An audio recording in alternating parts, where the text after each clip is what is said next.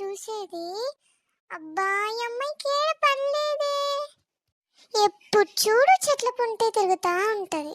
ఏ చెట్టు మీదే పురుగుంది, ఏ మొక్కకే పువ్వు వస్తుంది, ఇవన్నీ ఎందుకు నీకు?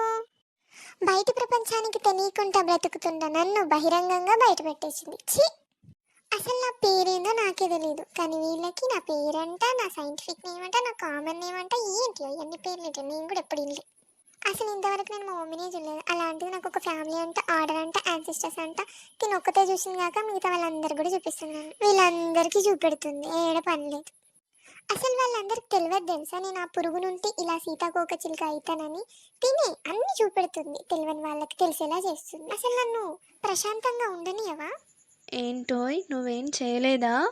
అంటే కొంచెం ఆకులు తిన్నా అంతే. కూటి కొరకు కోటి విద్యలను ఊరికే అన్నారా చెప్పు? ఇప్పుడు ఏం చేయాలి చెప్పు, వదిలేయమంటావా ఏంటి? అబ్బా ఆ పని చేయవా? ఇక నీకు మళ్ళీ దొరకకుండా నా పాటికి నేను ఆకులు తినుకుంటుంటా.